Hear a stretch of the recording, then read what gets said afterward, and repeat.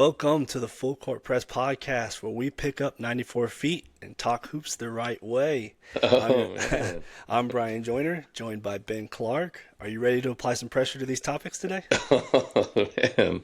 That is well done. I love Yeah. that. For those who That's don't know, Ben, that's the first time Ben heard that intro. yeah, that's you did a great job, man. That's Yeah, got all the elements of the full court press. I love it. I thought so. I thought it incorporated everything that we do in basketball in general. So we got a good show for you today. I think we're going to discuss a very hot topic, the 65 game rule. Oof. Then, if we have a little time, we're going to do how that translates to like tanking and kind of the egregious tanking we're seeing, particularly at the end of this season. And then after that, we'll get into a little lottery mock draft, given that March Madness just ended and Michigan's the champion. Boo. Boo, right? Man, Yeah, they they cru- killed us. they crushed you. Yeah. Yeah, I almost feel better that they crushed us rather than a close game because you're like, look, they were the better team. They dominated. It is what it is. That's how I feel. Texas Tech lost. They were down by 30 in the first like 6 minutes against Yeah. Alabama, and I was like, okay, I can go to bed It now. allows you to move on quicker for sure. So it's like, all right, next year, I guess. Absolutely, absolutely. So yeah, to start our conversation today, I think we're gonna do about the 65 game rule, and just for those who don't know, and if you don't know, then I'm not sure. I'm not sure where the You're in the wrong place. starting podcast for you, but the 65 game rule was I guess implemented in the 20 after the 2023 season or before it, and it requires players to play 65 games in order to be eligible for end of season awards. Now that does not include Sixth Man of the Year and Rookie of the Year. Not sure why those got Yeah.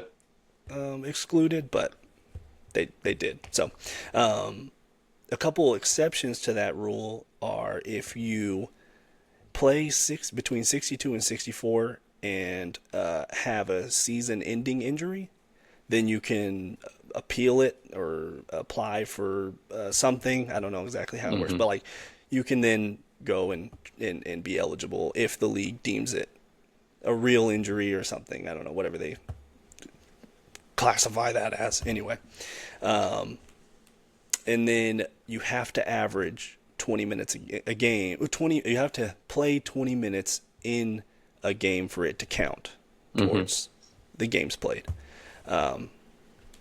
But just kind of going into this, I guess what's going on right now is you're getting towards the end of the season, and you have guys like. Well, I guess first of all, we'll start with this, Ben. How do Hmm. you feel about the rule and how it's been the past few years?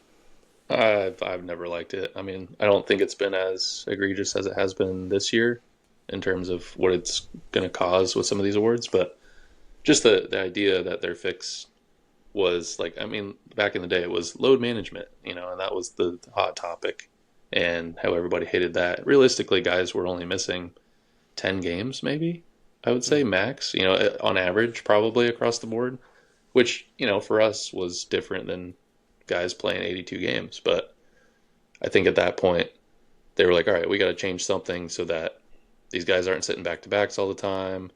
They're going to play. They're trying to target a number, which, I mean, 65 seems arbitrary. I get that it kind of works out to be about 20% of the season that they would have to miss, which, realistically, if you have a minor injury, like you pull a hamstring, like you strain it, or something that where you have to miss, say, 3 to 4 weeks of action, you're still going to be eligible, which that seems on the surface kind of reasonable.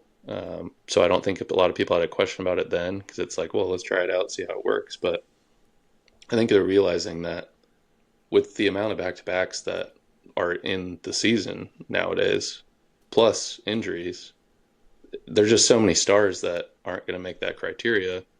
And, some of these injuries are fluky and some are not. But I feel like by and large, everybody's generally trying to play as many games as they can.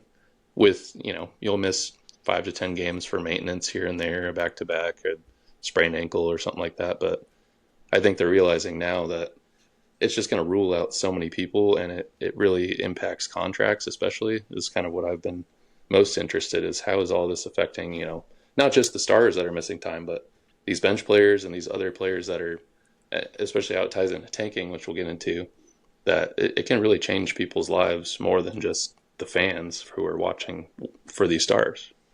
Yeah, and I kind of on the same page as you. I'm not a huge fan of it. To me, it's like if they wanted to stop, they did it to stop teams from. I don't know what they did it particularly to stop teams from tanking, but kind of. But these tanking teams, their players were not going to be really considered for them anyway. Like I don't know that I've Yeah. seen any like Laurie Markkinen averages like to 25 to 30 points a game or something like that the past couple seasons. He's not even thought of to consider for All NBA or any of the in season or end of season awards and stuff like that. It's like Hmm. so your team has to be good, and if your team is good, then you're obviously playing. Um, I guess with exception to I don't know. I guess Wimby the past couple years, but I think he joined the league after the rule was kind of brought in, or maybe just as it was. Yeah, pretty much. Which I get the idea behind it was to try and so you want to limit it to people that are available and dominating. But Yeah. I think they could have done a lower number to start just to see how it shakes out. Because I mean, 65, like you said, it's you really only miss 3 to 4 weeks, and that's about it. Yeah. So, Right. and especially in a year like this year where there's been I don't know if there's been an increase overall in injuries, but just star players have gotten injured by and large more than the last couple of years, which is unfortunate, but it does happen. And Well, it's so just I, you have to factor in that these star players are playing 34 to 40 yeah, minutes a game. Like the chance of them getting hurt is way higher than most right. any other player really on the floor. So it's kind of okay. So you have somebody who's playing more minutes than anybody on the floor, and then you're going to penalize them for getting injuries. So Hmm. I'm not really a fan of that. But just to put into perspective, so a list of guys that are probably going to are going to miss it. So Anthony Edwards, he's out, Hmm. and they've decided okay, he's not eligible for anything. What's the point in playing him? They just sat him for Yeah, the rest of the season, even if he doesn't have to, which is like yeah. not to the NBA's benefit there. Hmm. Kay Cunningham, who has a legit collapsed lung, Yeah. MVP candidate, definitely would have been All NBA. Hmm. He is. I heard today a report came out that he's going to play tonight, but Yeah. they only have 3 games left, and he's played 61 games, so Right. he's out. So, Unless he can do the appeal thing, which hmm. I'm not too familiar with how that appeal stuff works, but maybe he does that. But Luka Doncic, who's having a great season, carrying that Laker team pretty much all the way through the year, Hmm. has a legit grade 2 hamstring strain, and is going to miss definitely probably first round, and maybe into the second round of the playoffs. I don't know. Hmm. Victor, who has 63 games played, Victor Wembanyama, 3 games to go. He's out with a rib contusion. So maybe the Spurs are like the last game of the season are like, hey, or I guess they need 2 more games. So Hmm. last 2 games are against Dallas, and then I forget their last game, but against really a nobody team that don't matter. So they may throw him out there for 20 minutes and pull him out. Yeah. Then you have Jokic, who's going to make it. He's 63 games, 3 to go. He should have no problem. He's healthy. So, and then I just put Giannis on here, but Giannis was 36 games this season, so I don't think that even Giannis was even going to be considered in these Hmm. in the like MVP stuff and whatever. Like All NBA, probably not even that really, because the amount of games he played. Yeah. So Yeah. It gives me a lot of thoughts of, you know, going back to what I was saying of like I feel like the number should have been lower just because I mean you want to reward the best players in the league, right? So what's the incentive to make them play 80% of the games rather than say 50%? It's like all you're doing is taking the onus off of the voters by subtracting people off of their list to make it easier for them to decide. And it's like I think it's easy enough to decide who the best players are over the course of the year without having an arbitrary number set for you must play X amount of games in order to qualify. especially when, like you said, not all of the awards require you to do that. It's just a select few of them, Yep. which those ones, I think it's because they greatly impact contracts where, people have incentives. Oh, you're Yeah. all NBA first team. We're going to give you, it impacts your bird rights and all that stuff. So I think like rookie of the year or, six man, maybe that's written in your contract somewhere, but I highly doubt six man is. Rookie of the year might be different, but like those aren't impacting things as much as these bigger awards are, which conveniently they're now almost penalizing players rather than incentivizing them to play more games, like you mentioned with Edwards. Yeah, for sure. And but these MVP talks, I don't know that I've ever really heard of an MVP being given to somebody who's like played half a season and then got hurt, and it's like, okay, well, but he had such a great first half of the season. It's like, no, they don't do that. It's like Exactly. playing the whole year contributes to your efficiency, your numbers, like all that stuff, and your Yeah. overall team success. Like that's gonna matter. So really, Hmm. the only award that is being, I guess it's not even an award, it's just an honor, is the All NBA, which is a big deal because I'm Yeah. pretty sure in all contracts, in order to become a max player, you have to Hmm. be All NBA a certain number of years in that contract. So I mean, that's huge for guys like Cade and Luca, and they're coming up on their contracts being up. Well, I think Cade just resigned, but like Luca has, I think, a year or 2 years left on his deal, and then he becomes a free agent. 2028, he's a free agent. Hmm. So he's coming up on a max extension that, like, if he keeps getting hurt and missing these games, then he's not going to be able to get like over $100 million worth, Hmm. which he already. I mean, Luca's just a sad case in general because he already lost out on Right. over $175 million because the Mavs traded him to the Lakers. Hmm. So just a bummer for somebody like that. Yeah, absolutely. And I think that's, another thing with that is, the 20-minute rule as well. Like Wemby just played 15, 16 minutes, got, hit in the ribs, had to go out. That doesn't count as a game played for him. Right. I'm like, well, then why are we counting, Mikal Bridges' 82 game streak or whatever because he checks in for a minute and then he Oh, doesn't play true. the rest of the game? But That's we're right. counting that. That counts as a game started, Wow. or a game Yeah. played, but it doesn't count towards the award. So I'm like, that's kind of a loophole that I feel like they're just getting around that and obviously his streak doesn't give him any incentives. Like Yeah. the Knicks aren't paying him to play every game. It is what it is. But I'm just, it doesn't make sense to me why they do that. Like if they're available and they get hurt, they still played in the game. Yeah. That's not, can't erase that from history. But that kind of frustrates me almost more than the 65 game rule itself. But Yeah. But for the NBA, I will give them credit. It has worked. The 65 game rule. They since 2023. They have had, I guess, the mean games played amongst top players has gone up. okay. The DMP rest announcement, like the moniker that they put on that, Hmm. has gone down each season. But like we talked about, the eligibility for awards has been taken away from some guys that probably deserved it. Yeah. So it's kind of like, well, the NBA did get what they wanted out of this. It's just that to the detriment of players, which Right. they Which, signed the CB. I mean, they signed the CBA, so yeah. they agreed to it. Yeah, which I wouldn't be surprised, if this next year or the year after that they reevaluate everything and it'll probably go away to some level, maybe not completely, but like I think if you dropped it to say, 50 or something like that, that to me is more reasonable to where you're like, hey, if something happens and you dominated the whole year but you have to miss 30 games, like you probably won't win MVP like you said just because availability is a key part of awards, but Yeah, it kind of, we're seeing it a little bit with Cooper Flag and Khan this year of like, we probably should give it to Khan just because of his availability and his, overall stats. But I'm in the other side of the camp where I'm like, yeah, Cooper missed, more games, but when he plays, clearly he's the better player and he means yeah, more to his team. yeah. That's another topic that, but I heard interesting facts today that swayed me. Definitely, to I've always been Cooper Flag should win it. Yeah. And there's a stat about the reason why Khan is kind of ahead of Cooper in a lot of ways is because of his advanced stats. So it's like Hmm. win shares and effect, efficiency usage and stuff like that. And like, Hmm. okay, cool. If you go back to Wimby when he won Rookie of the Year, Hmm.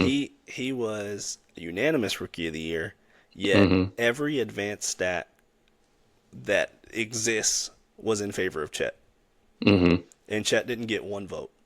Yeah. So it's like, okay, so we're just gonna say, oh well, Wimby's just the best player, and Wimby played way less games than Cooper's gonna play this year. Yeah. So yeah, so it's like, okay, so we're gonna say that Wimby is gonna win because he's the best player, but we're not gonna give it to Cooper because he's Yeah. just definitely the best player, like Well, yeah, no they doubt they about did it. that with Mitchell and with Simmons back in the day too. Like that, Yeah. it's got to be some consistency in how they give it out because everybody knows like Well, Cooper's the better player, and it's yeah. not that close. Like Right. Right. it you For have sure. somewhat of an argument for Khan, but it's No. not that close. There's no argument. Yeah. Con Knuckle will never be. I mean, hold on. Let me say. I don't want to use harsh words. He's probably not going to be the best player on the team. Right. Well, Cooper Fly is the best player, franchise altering player, rookie year. Yeah. No doubt he's the best player. Yeah. It's not in the cards for Con. He gets assisted on like 65% of his shots that he Yeah. makes. So it's like he needs people to set him up. Now the offense is run that way. They have a great playmaker and Ball, and Brandon Miller's good playmaker off as a wing. Hmm. So it's like I don't know. So that's an interesting debate for maybe another time. But Yeah. do you have any? I don't know. I kind of put you on the spot here. Do you have any alternatives? Do you think there's anything that you can do for this rule? I have a few, but Yeah. I mean, like I mentioned, I do think I would start with lowering the game's limit. At least to 50, maybe even lower. But I feel like that doesn't need to dictate the awards that should be given out. Like, it's like say somebody plays 62 games. It's like, are we really going to rule them out because they missed 3 extra games than this guy that maybe played 66? yeah, Like that guy didn't even play 82. So, and if that's the case, like you've said, this guy earned it by not only being in the same realm statistically, but he played 20 more games, so he should have, in theory, better numbers across the board, right? right. In different categories, whatever. But I think you got to start with that. I think also kind of the incentives for playing games or how that impacts your contracts need to be different, because that is Oh, separate than something else we can talk about with tanking. yeah. I mean, it's just gonna it, at the it's just gonna devalue all NBA. Like Yeah. you have 5 guys on that list I just mentioned, and all of them would be probably all NBA first team. Hmm. You know, so it's like, okay, so now is all NBA first team full of guys who should have been all NBA second team, and so like Yeah. it's just anyway. But funny you say. I read a thing today that said only 2 players Hmm. that of the NBA's 45 players that average 20 points or more Hmm. are top 25 in games played, Interesting. and that's Desmond Bain and Julius Randle. Wow. So like everybody who's averaging all your top leading scorers in the NBA are not Hmm. top 25 in games played. Yeah. So it's like Yeah, I don't that's know. interesting. Yeah. I mean, that's kind of like All Star has always kind of rubbed me the wrong way that way too, because some guys are making it that statistically don't really have the backing, or it's more of a name game to some degree. But like this year, should Norman Powell have made All Star team? I don't think so. No. Over a guy like one Kawhi, he has the name value, but he also statistically was way better, Way better. and clearly is the better player for his team. Yeah. So to me, that's an All Star. Yeah. But same thing with these awards. It's like I don't want to limit them to 65 games when they may have played 55 or 58. Like if they were that dominant, they should win the award. Yeah. Yeah. I think I have a few ideas, I guess you could say. So my ideas are, the first one is like we talked about, make all NBA honors not affected by the 65 game rule, because Hmm. that's the contract incentive Yeah. for players most of the time. Like it is like, oh, if you win an MVP you'll get this X amount of dollars, but like you're only going to get one a year. Well, you Yeah. have 10 All NBA spots. So if you can take that out of the equation, then all of a sudden players can be like, okay, they can get their money and be like, okay, but you're not eligible for the big awards, you know. My second one is maybe you don't allow teams to hire doctors. So Yeah. each team is given a doctor. So you have a doctor who's employed by the NBA, and Hmm. they're like assigned to you for as long as they deem necessary, just like as if a team hired a doctor. But that doctor is to report to the NBA, hey, Cooper Flag does have a foot sprain. Yeah. He is legit has a foot sprain. Not, oh well, Kawhi bumped his elbow on the staircase. He can't play. It's like, okay, well, Yeah. the NBA would then know that, okay, Kawhi, you should have played in that game. So Hmm. maybe there's something there, but that can be a little bit tricky because the NBA might just be like, hey, oh, sprained ankle. He could have played through that, but like, I don't Right. know. Yeah. That's kind of iffy. It's just one I thought of off the top of my head. And then my next one is a bigger one. Instead of doing games played, you do average minute per game limit. And Mm. what you do is if you sit a game, well, 0 minutes is calculated into that total minutes played, or like whatever, minutes per Hmm. game average. Yeah.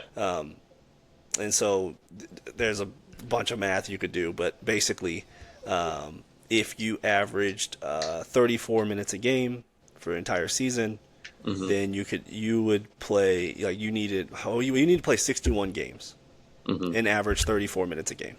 Okay. And so basically, it's like, okay, well, your best players who are averaging 40 whatever minutes a game, Okay, well, Tom Thibodeau. yeah, they can. Yeah, right. But like, let's say you're averaging, let's say Luca, who's averaging like 36 something minutes a game. Yeah. Well, then you don't have to play as many games to Right. make up Yeah. that That could be to interesting. qualify. But that gets tricky, I guess, too. It does, but it might be a little bit more fair than just the straight up game number. Like, Yeah. you could probably still set the minimum minute limit to like 25 or something. Because, Yeah. I mean, Wimby's only playing 29 a game this year. So something lower, 24, 25 minutes you have to play on average. Like, I don't think that's a They bad idea. That's the one. So that's funny you said that because that's the average minute per game I put into this like equation thing Yeah. is 25 minutes a game, and you had to throughout the whole season you had to Hmm. have 2,050 minutes played. Okay. If you get to 2,050 minutes played, you will average out to Yeah. more than 25 to 25 minutes a game. Yeah. I think that's better just because I don't think it's going to rule so many people out that don't need to be ruled out of the conversation. Yeah.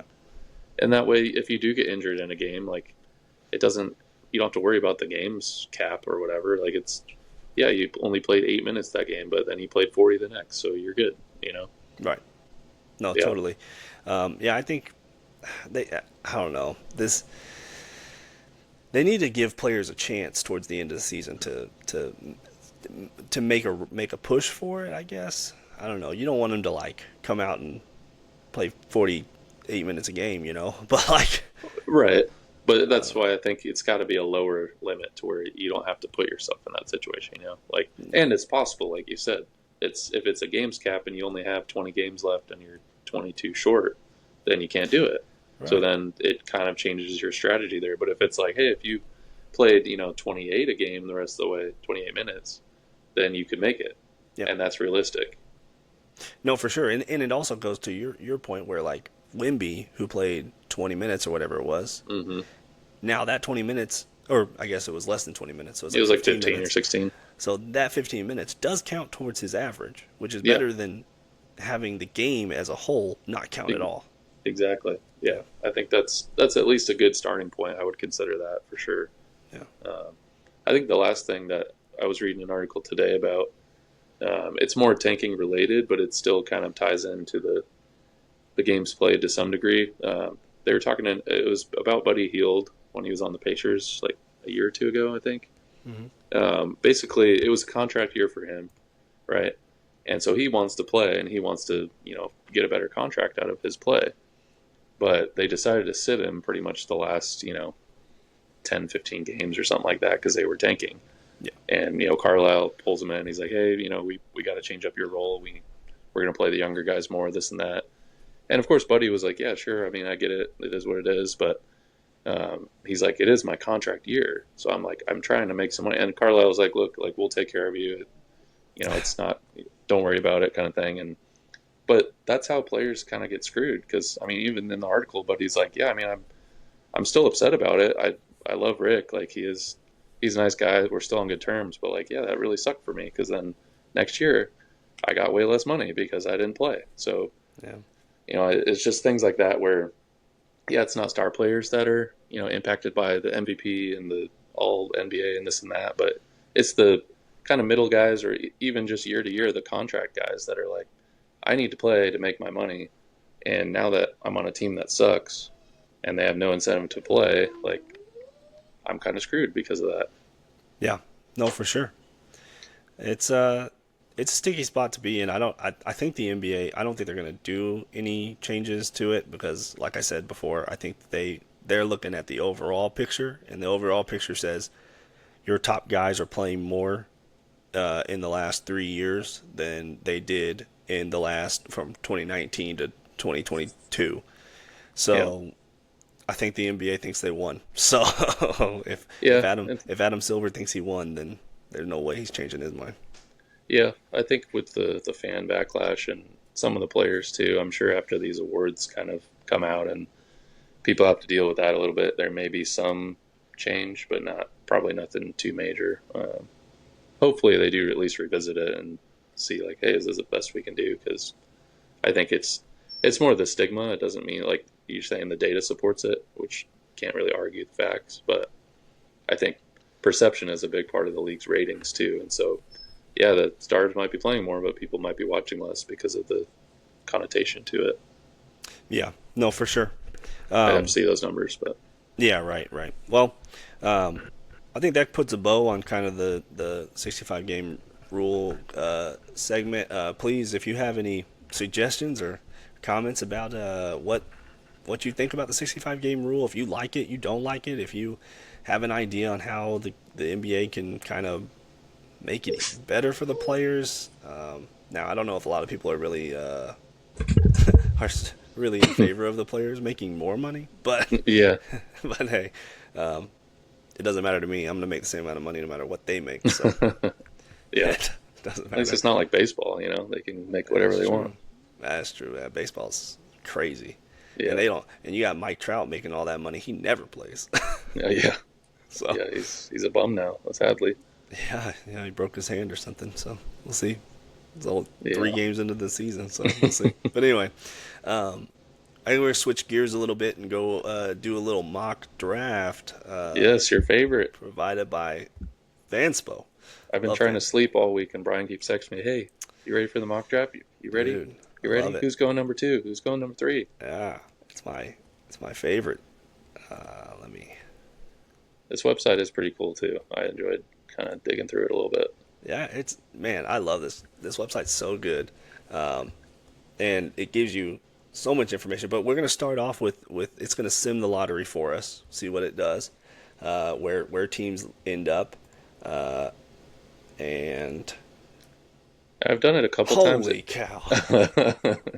No Okay, way. do we want to respin this? Because Yeah, let's respin it. The maps have to be somewhere between like 5 to 7, maybe 9 to. Okay, Oh, that's that's a bummer, but that's okay. We'll go with it. all right. One more time, and then Oh, that's okay, it. one more time. Dallas drops to. There we go. Perfect. Okay, Yeah, that's great. we'll do We'll this. roll with that. Sorry, Kings. I was thinking the whole day. I was like, man, what if we do this mock draft thing and Dallas ends up getting like number one in our mock draft Well, thing? we'll do that at the end. We'll just Dallas's pick at 1. Who you would take? Oh, We can revisit that. yeah. Okay, everything's set up here.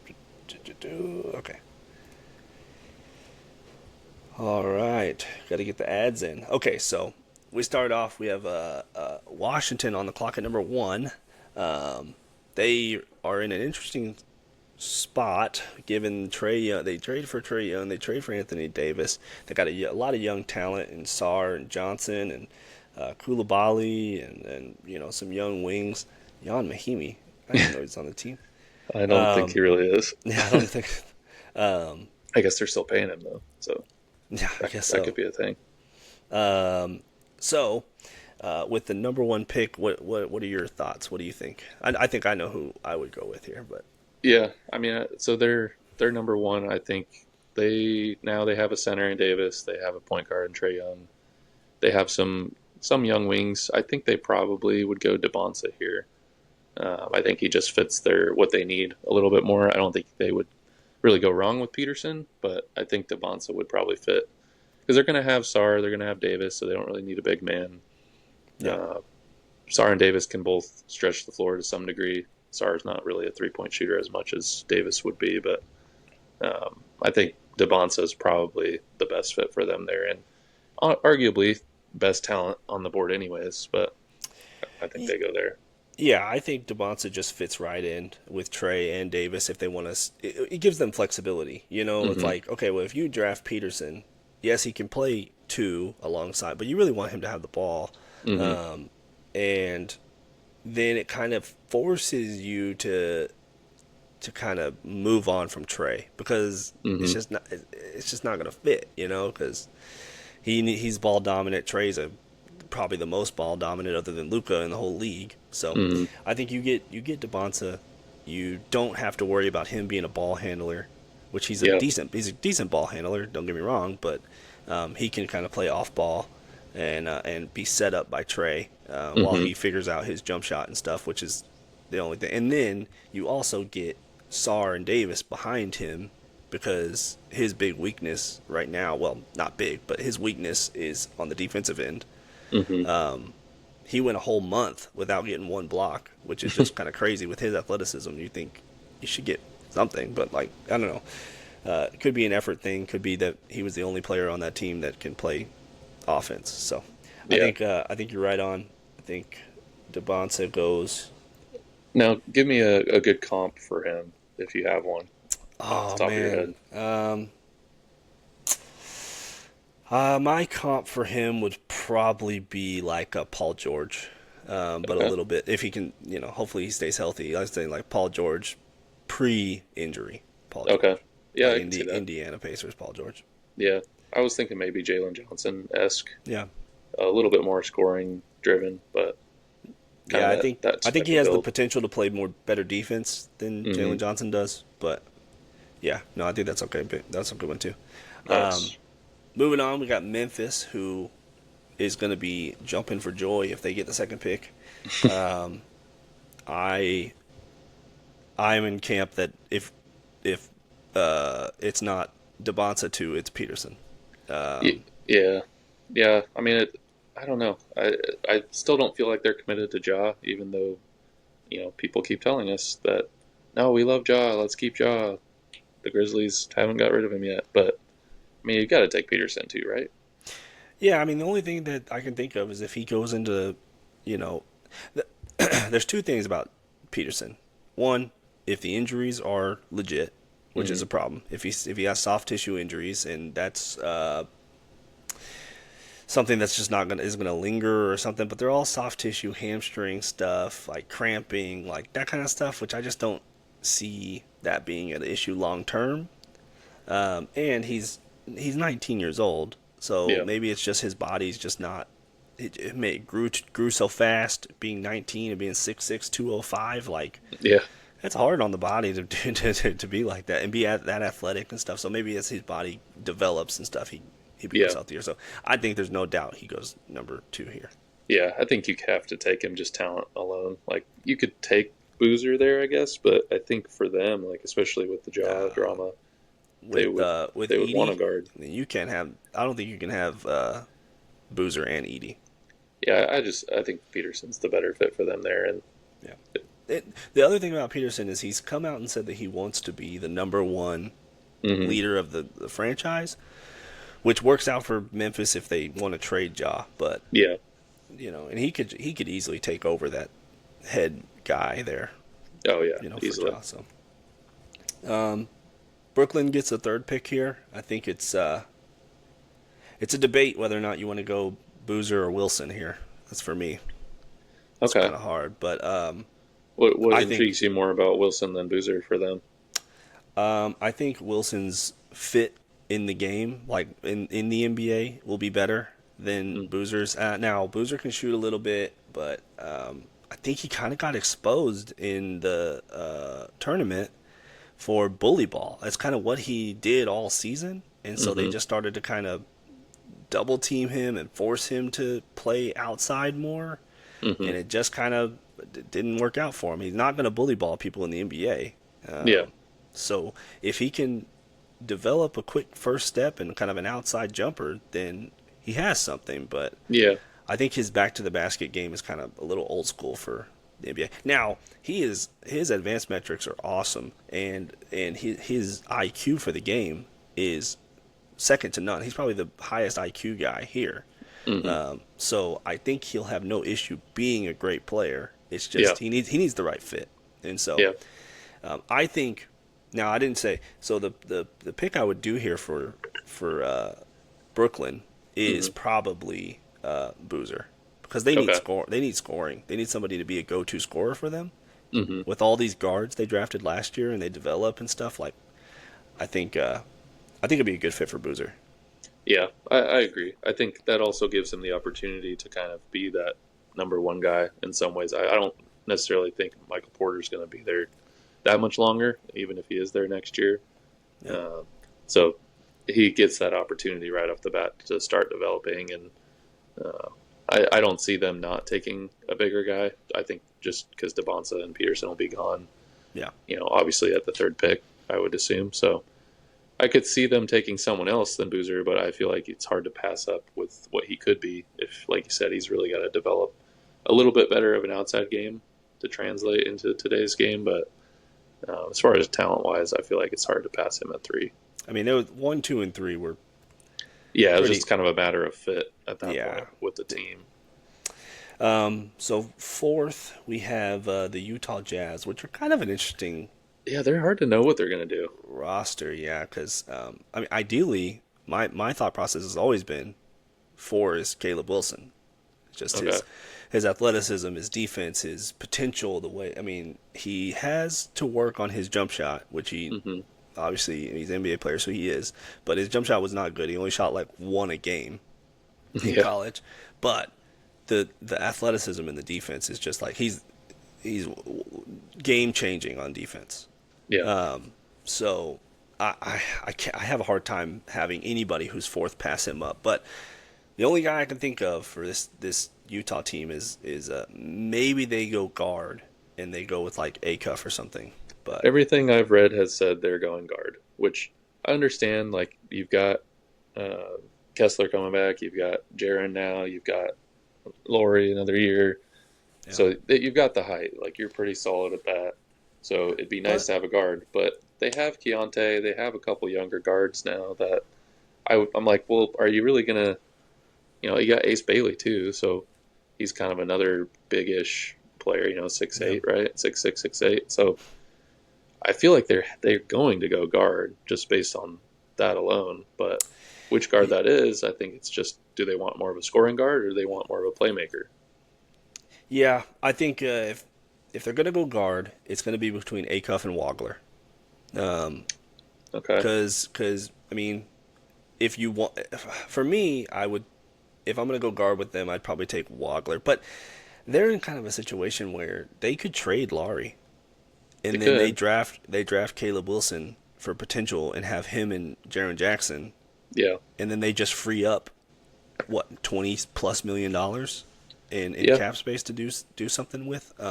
I have a hard time not thinking that whoever's fourth is going to take Caleb Wilson.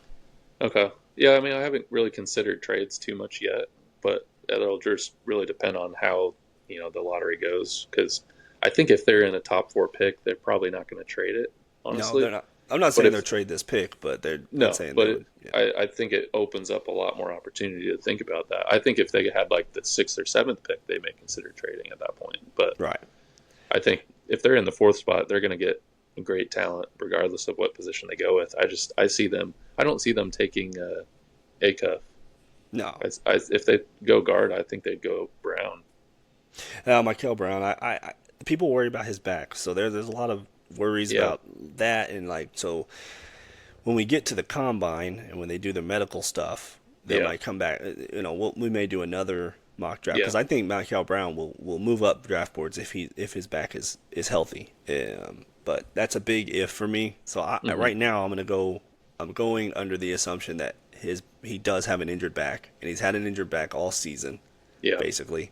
Um, so I think so. We're gonna go Caleb Wilson here. You think?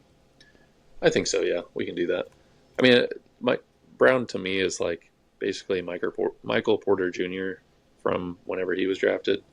Just Yeah, a little bit, different style player, but like the back injury really, people didn't want to pass up on his talent, but he legitimately had a back injury, and it took him yeah. a couple years to get to the player that he really is. So it could be one of those situations, but really just depends on what pick they have there. If it's four, yeah, probably Wilson, or I don't think A Cup's going to go that high. I don't know. His March Madness run was insane, and it's it's just a matter of how people feel about Acuff's defense. Yeah, Because and it's what he measures at the combine. So if he comes back at the combine not measuring 6'3", if he measures 6'2" or maybe 6'1" and some change or something, hmm, then that's really going to hurt him a lot because his defense was so horrible. yeah, But he has the body. I think he has the wingspan. It looked hmm, like. I think he could develop into a decent defender. Um, it's just I don't know. It's hard to look over the fact that that whole season, every time I watched him, he's just I mean, burned, yeah, burned on defense, and then even burned like not paying attention to backdoor cuts, not paying attention on getting lost in screens, yeah, which are only going to get harder in the NBA. Going around Zubac and stuff. Like it's impossible. If you can't get around a screen, then that's going to be yeah. terrible. Especially with Um, Lou Dort throwing his arms up and things like that. How are you supposed to deal with that? yeah, yeah. If you get hit in the face every time. So, but funny enough, we get to the Clippers, Yeah. who need need guard help badly. I don't think the Darius Garland. That's the best they could get Oh, for. so this is Indiana's first round to the Clippers because it fell outside of the top four. Is that right? Oh yeah, you're right. Yeah, Dang, that's rough. yeah. That sucks for Indiana. Yeah. If Indiana, this is the thing. If Indiana ends up in the top three, let's say 1, 2, Hmm. they're gonna go probably Peterson, and what a Yeah. fit Oh man. between Yeah. Peterson, Halliburton, Yeah. Pascal Siakam. A lot of people are like, "Oh, well, they love Boozer." It's like, how does Boozer fit into that team? Yeah. You're Not gonna with have Siakam and yeah, and Zubac Zubats and and yeah. No, they're going smaller for Toppin and sure. all these guys. Like they're Yeah. gonna go Peterson for sure. Anyway, to the Clippers, we see. I guess they like I said, I think they need guard. They need centers, but the centers are not good enough to take this high. Yeah, if they were in a position where they could take Wilson or someone like that here, I think that's what they would probably Oh, do. for sure. If he's on the board, for sure. Yeah, For me, I think it's probably going to be Wagler here. He can play off ball. He can play with Darius Garland, with Kawhi. He yeah, gives them another playmaker. He has a already solidified, three ball that he can hmm, shoot. He shot like 6 a game or something and made like 40%.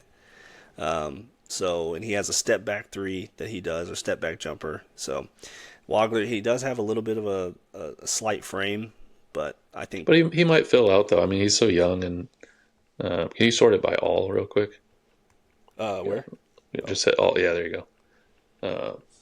With the Clippers, I think like we were kind of talking about. I think the way they would go is probably guard here, and they probably go with Wagler. I wish that we could change. We were talking about this a little bit. I wish we could change the draft board. I didn't think that ESPN would have such a horrible draft list. Yeah, count on ESPN to always be messing stuff up, man. Yeah, so if we need to, we can add a guy. We'll draft some rando and then add a note here that says like actually it's this guy. But so they'll take Wagler. We go that. and we go to the Kings, who Yeah, like it just gets shafted. But at the same time, like you deserve this for all your shenanigans all year. You don't deserve absolutely a top five pick. Come on. no way. So for me, I think that they go A cuff. I think they need a point guard. They need somebody to run the show for them. Yeah, their defense, I mean, A cuff's defense is not good, but I don't think the Kings are trying to be good next year Or any year. or any year and then whatever. So they're just trying to get best player available. And I think for me, best player available is Acuff unless they just like really think that Michael Brown's not going to have any issues and they like him a lot. It's just hard to say like with teams like that, who they if they're going to go best player available, who's their best player available? I don't know. We can't see their big boards, but Yeah. do you think so? I do think so. I think Acuff at 7, regardless of the team. That's kind of where I see him going. But Yeah. yeah, I think that's a good fit. If he doesn't go to Memphis, he deserves Sacramento. That's how I see it. So now we go to the Mavs, who are definitely going to go guard here. No doubt about it. Yeah, you It's have just to, right? it's just whether or not they're going to go Michael Brown or Kingston Flemings is kind of my thing. Those are the next kind of two guys that are on my big board. Yeah. For me, if they are here and the guys they draft falls the way we see it, I think they take Michael Brown. Yeah. Kingston Flemings, he started off so good and he like rose off draft boards and was like mocked at number 5 for so long. He still is But in some areas. yeah, no, for sure. And then, but his tournament play was not great. He's the best defensive guard I think they have that is in this draft. Well, in the top guys. But his jump shot looks horrible. Yeah. Doesn't look good. The consistency wasn't good. He didn't shoot it a lot. He has a pull-up jumper that's okay from mid-range, but like, are you going to be able to get that off in the NBA? Who knows? He's a good playmaker, but I think Michael Brown's shot making, his ability to play next to Kyrie, Yeah. he has the defensive tools.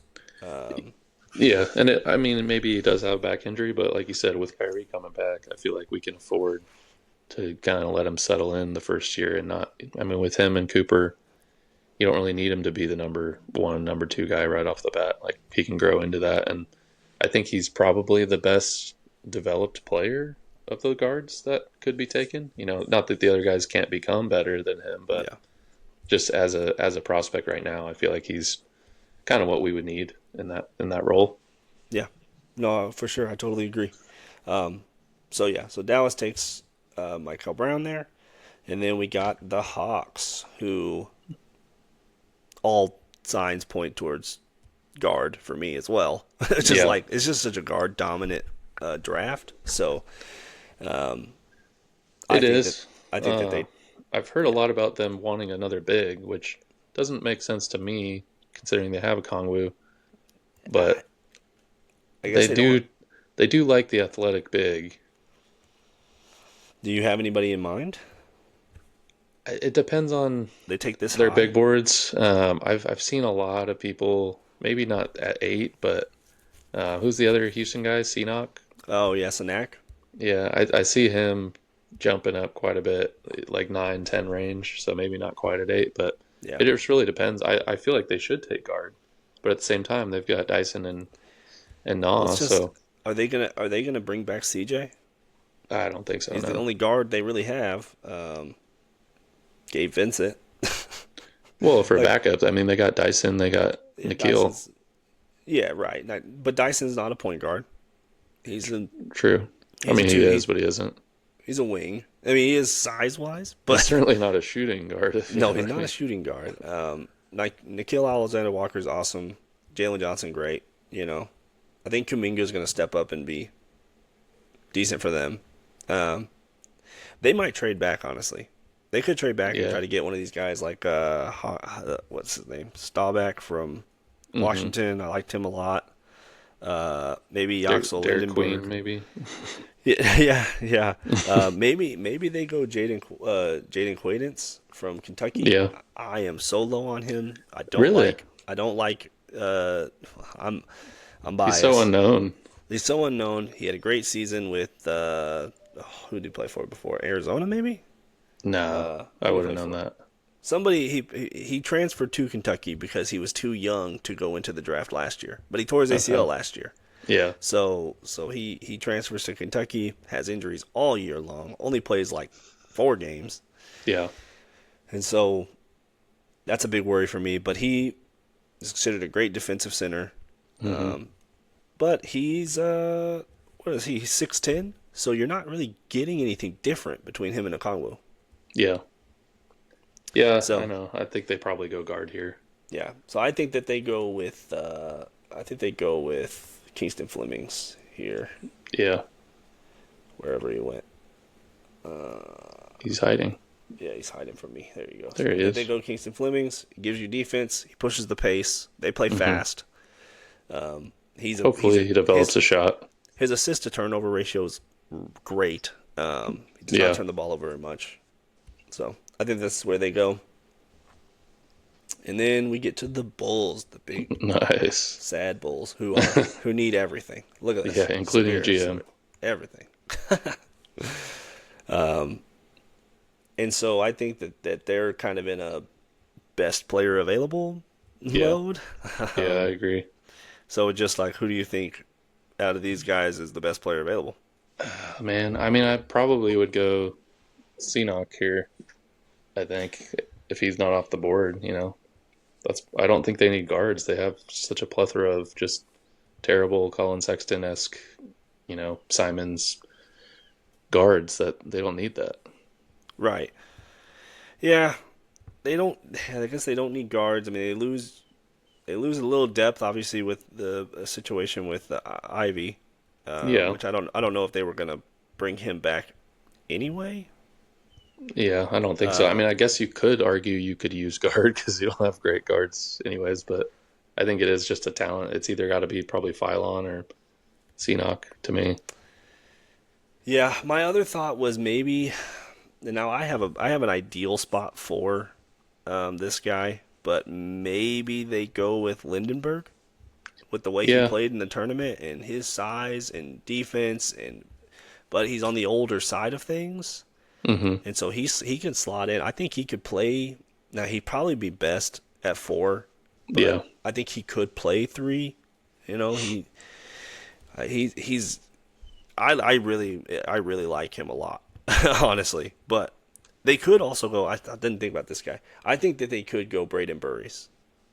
Yeah, I don't think he's gonna slip past 10 probably. Again, I Braden don't know if Burries. he's yeah, I don't think he's necessarily the best fit for them, but I think talent-wise, he could slide play 2 next to Josh Giddey. He's a good shooter. He's a great defender. hmm Can kind of control the pace a little bit. Give like a little change of pace kind of guy. That's another option here. But I'll let you make the decision here. What are you thinking? Oh, let's go Burries. I feel like that probably is the best talent available. All right, let's see if we can find him in this thing. There he is. Nice. Next we have Milwaukee, who are probably going to trade Giannis. I'm going to assume that they are trading Giannis in Yeah, this. I would assume so too.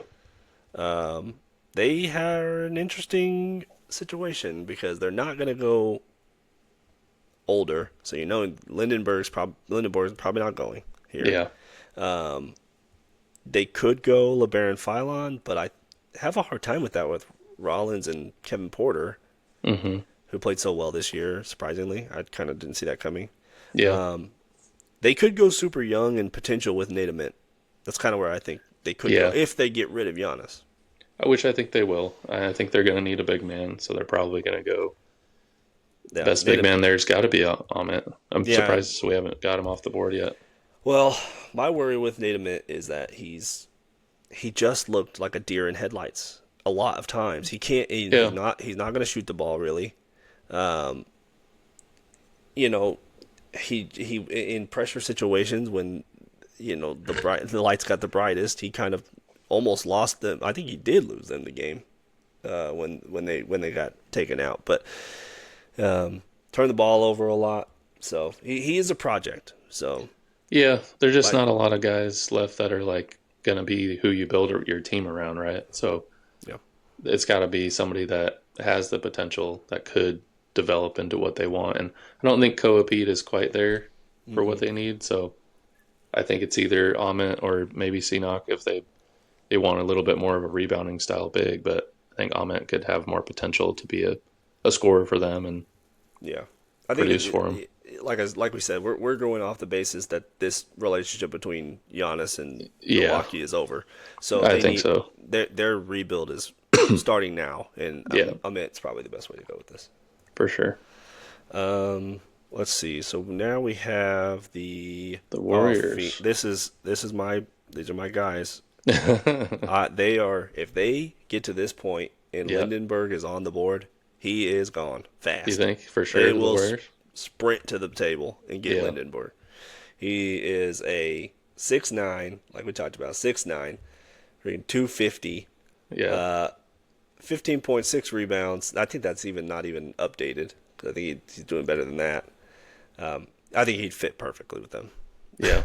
Well, assuming, Curry's healthy and Draymond's back another year, probably Yeah, so. yeah, for sure. No, I think they would love this pick. Yeah. Let's see who we got now. The Portland Trailblazers, who could use everything. Well, Um, they're going to have Dame back, Dame and Drew, and still got Shaden Sharp, Optia. It's not yeah, horrible. Klingon's taking a step forward. I it's think they true. need a Jeremy Grant replacement this year. So I've seen a lot of Koa Pete to them.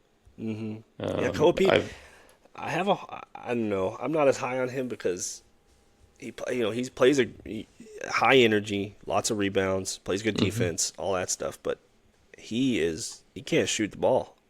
Yeah, that's definitely a weak point for Like sure. no 3-point game, Yeah. no stretch at all. Really was not that good around the rim. I mean, he's okay. I think his strong suit, like you said, he's high energy. He's physical. He's Yeah, athletic. So, which is a lot of Arizona bigs. Unfortunately, they don't translate very well into the NBA because of that. But yeah, I think fit wise, they could use a power forward for sure. So yeah. if it's not Koa, it could be Sinok, um, maybe Sanak, Kareem yeah, maybe Lopez. Karim But Lopez. I was thinking that just now. I thought, yeah, well, maybe this is where they kind of take a chance on him. His shooting needs to get better, but he's 6'9", super athletic, yeah, and like just a developmental guy. Hopefully, he comes over they've and definitely shown they're open to international prospects too, with Young Hansen, your guy, yeah, and young Hansen, my Denny, guy, Denny as well. So my guy who didn't play at all this he season, played. really. He played like 6 minutes. Yeah, they got an assist and a bucket, so go him. Yeah, Uh, I think we'll go with Karim Lopez here. yeah. That's a good pickup for them. Now is the lottery? Is it 14 picks only, or is Yeah. it? Yeah, okay. So we got two But more. yeah, we had two more picks. So the Nice. Miami Heat, who I believe need a point guard. No, they got Yakuchonis. Have you seen him play this year? Yeah, not much. No, no, that's the problem. Yeah. They need a point guard so badly, Well, and are they gonna go Phylon? I think they either go Phylon or maybe they go Bennett Sturts. It I depends liked, if they want, a better defender or not. I think. yeah, I think Phylon will be a better defender than Sturts. Yeah. He, a lot of people think that Phylon like fell off defensively. Is not a good defender, but they don't remember so last year when they had Sears, Hmm. Phylon was the two, Yeah. and he was the point of attack defender, and he Right. played great defense. I know. Yeah. So I've he always thought has he's a good defender. the ability to Yeah. do it. But when you Um, become the de facto number one, you kind of take a step back defensively, typically. yeah, true. Yeah, for sure. Um, so I think it's between Phylon and Sturts here. I think Sturts could be good for them. I think they could, he could run the show, kind of, low turnover guy, good shooter. Yeah. I think he could fit with Tyler Hero. Yeah. Um, He's like his little brother. yeah, basically. Yeah, yeah. So I think it's between them. I mean, I think you can't really go wrong here Yeah, with no, either of them. there's So either. I think the Heat culture is kind of what comes down to who they think is yeah. going to be a better fit for them. So Who I do you can think see it that is? going either way. Probably Sturts. Yeah. Do you think you should go Sturts here? Yeah, let's go Sturts here. All right. I'm high on Sturts though. I really liked him. His whole campaign really like coming Yeah, from Drake and from then Drake. Yeah, yeah playing here and brought Iowa to what, almost beat Michigan. So Yeah, that's pretty good. Anyway, so last but not least, we have the Charlotte Hornets, who are having a great season. much to your dismay. Much to my dismay. Yeah, I guess You're so. gonna have to go apologize to that guy on our comments. Probably so. Well, I said, nah, the comment was about whether or not they should trade for Giannis, which they should if if they get the chance. But Yeah, who doesn't want Giannis? Somebody I was saw. like, Yeah, oh, I read a report that said the Boston Celtics are interested in Giannis. yeah. It's like No way. every team's interested in him. What are you talking about? So, except for the Milwaukee Bucks. Yeah, They, I think they need a big here. They got, I mean, Diabate's good. yeah. I mean, they got Kalkbrenner. Kalkbrenner's good. Yeah, that's true. Maybe they see the development there. What do you think? What do you I don't they think they have like a positional need. I think it's kind of what they have LaMelo and they have Kahn and they have Miller who are going to take care of most of the scoring. So I need? think beyond that, you probably just want to have another playmaker. I'm guessing Yeah, behind LaMelo that can come in, probably guard forward type player. I mean, Miles Bridges may not be there forever either, so kind of a replacement there could be good. yeah, So I think they've got some options. yeah. I think Um, they could go Phylon here. I see that. I could see that. Colapete. We already drafted no, Colapete. No. he's still there. I don't think they would necessarily grab him, but Yeah. I could see if they're going to reach for someone else. Scroll down a little bit. There was one guy I thought maybe Christian Anderson. Yeah, I thought that's Christian Anderson as well. Yeah, Um, but I'm they may interested to just take see. Phylon. I'm interested to see his size Yeah, in the combine. I don't think he's 6'3". probably not, but I feel like he's a pretty good playmaker and Yeah, a much better great shooter. shooter, so they could certainly use that. Yeah, I just see him going a lot later, especially over like Yeah, him and Phylon are kind of similar. Phylon's a great shooter, good yeah. passer, I do think Phylon's going to have a hard time dropping past 15, so for sure. So I think Phylon's a safe pick here if they want to grab a backup to learn behind Lamelo. yeah. So yeah, I think that's good. And so that kind of wraps up our the mock draft we have here. We have Debonsa going to Washington. We have Peterson going to Grizzlies. Boozer to the Nets. Caleb Wilson to the Jazz. Wagler to the Clippers. And that's our top five. And then you can kind of see where we went Yeah. from there. Any picks that you love or kind of wish you could go back or anything like Well, that? yeah, I mean, if this is the way it falls team wise, I feel like the teams that are really happy, obviously Washington, I think is thrilled to be getting their choice there. Yeah. I think the Clippers, obviously taking the Pacers pick, are like, oh, absolutely, like Yeah, just for sure. whatever pick you get there is great. So they're living it. I think the Mavs would be in a good spot at 7 to really grab whichever guard they want. Yeah. You won't get like you're not going to get Peterson there, obviously, but pretty much every other guard I think will probably be there. Uh, Looking at the rest, Yeah, I think, like I said, I think Golden State's thrilled that if Yaxel falls there. yeah, Like I said, I'm really high on Sturts. I think he's just going to come in and just be like that solid, like Peyton Pritchard but yeah, bigger type guard who can just come in and takes care of the ball, makes good passes, yeah. It can shoots the certainly ball run the well, offense for you off run the the bench. yeah, exactly, and then develop into something that you can lead that team kind of with Bam and with Tyler Hero and stuff. So Yeah, no, I think it'll all depend on, obviously the position of where the teams, where they get their pick and how yep. the rest of the tanking goes to see who loses picks or not. I don't think anyone's going to lose their pick, but you never know. No, yeah, you never know, but it's egregious right now at the tanking, so we'll see. Yeah, But yeah, well, I think the lottery is set for March 10th. Or May 10th. May 10th, yeah. So we may come back to this and do a full first round maybe or something. Maybe just Yeah, go we could back and do do the lottery again, but we'll see. Yeah. Once that comes out, I think it's going to be a great draft. I mean, it's kind of Yeah. crazy. I don't know. Like we talked about this, it's kind of very dominant college dominant, where it's Hmm. like we don't have a lot of foreigners. Karim Lopez was kind of the one guy that was like, well, people are really high on him. Hmm. But I could see him falling for a more sure thing that people have seen and know kind of the college game translates okay to the NBA Yeah. rather than him playing in New Zealand. So it's kind of interesting. Kind of interesting to mess Yeah. with. I'm glad we're doing it. We'll revisit it for sure. Yeah. Well, no, that'll wrap up this week's show. Thank you for tuning in. Sorry in advance if there's any sort of hiccup there halfway through. I'm not sure what Got happened. kicked out of the Riverside app, man. Yeah, we got all kinds of messed up. So hopefully it kind of is a little seamless, but we'll figure it out. If not, I guess we'll have 2 episodes. Who knows? But Yeah. we'll Part two.